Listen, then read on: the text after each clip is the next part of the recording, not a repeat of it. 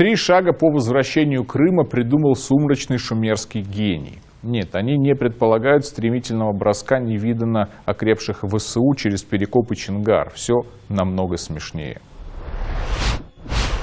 Шах и мат, вата. Это выражение запустил после начала украинского кризиса кто-то из чубатых диванных бойцов, предрекавший крах России в кратчайшие сроки. Однако фразу быстро взяли на вооружение безжалостные тролли Путина, превратившие ее в символ оторванных от реальности мечтаний сведомых. Я регулярно рассказываю вам об этих мечтаниях. Недавно речь шла о том, что в Киеве по-прежнему жаждут российского вторжения, чтобы побыстрее сдаться и начать вредить клятым москалям партизанскими методами. И вот не успело затихнуть эхо от нашего ехидного «живите на свои», как сведомые сгенерировали новый блестящий план. На этот раз не о партизанском отряде с предателем, а о возвращении Крыма в 3 шага. Что же это за шаги такие? Дадим слово так называемому постпреду президента Украины в Крыму Антону Кориневичу. Кориневич рассказал об основных направлениях работы по деоккупации полуострова. Так, в Киеве планируют разработать необходимые для Крыма и крымчан законопроекты. По словам Кориневича, украинские власти уже подготовили определенные наработки. То есть первый шаг заключается в утверждении укрдепутатами очередной порции бесполезных бумажек, которые никак не могут быть внедрены в жизнь. Также политики намерены вести информационную работу с жителями Крыма. Создание культурных, образовательных инициатив для крымчан, информационная составляющая и связи с гражданами можем определить как второй приоритет, сказал Кориневич.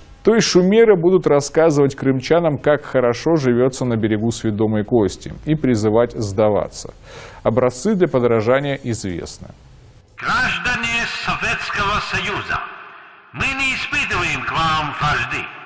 Мы воюем с вашими вождями, которые отправляют вас на смерть. Как вы можете доверять своим офицерам? Они расстреливают солдат за то, что те укрываются от пуль или отступают. Немецкие бойцы – ваши друзья. Сдавайтесь. Мы будем милосердны и проявим к вам уважение. Да, это из компьютерной игры. Но разве не такой была немецкая пропаганда времен Великой Отечественной? Наконец, 3-й шаг к возвращению Крыма заключается в защите прав человека.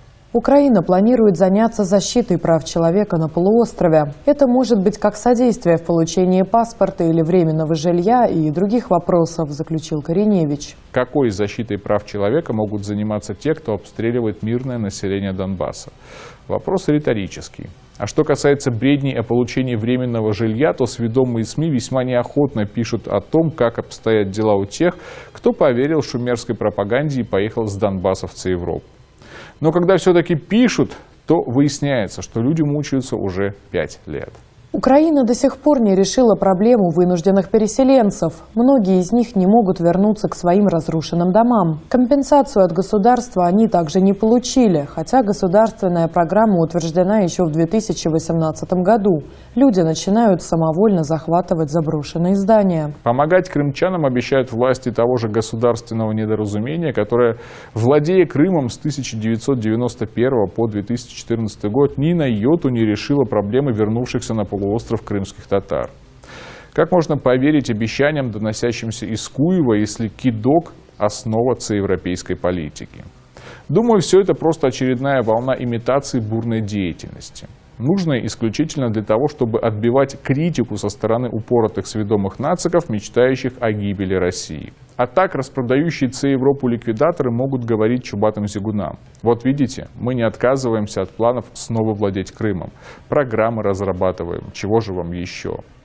Для территории, где липа все, начиная с истории и заканчивая экономикой, 3 имитационных шага, озвученные липовым постпредом комик Гетьмана, это самое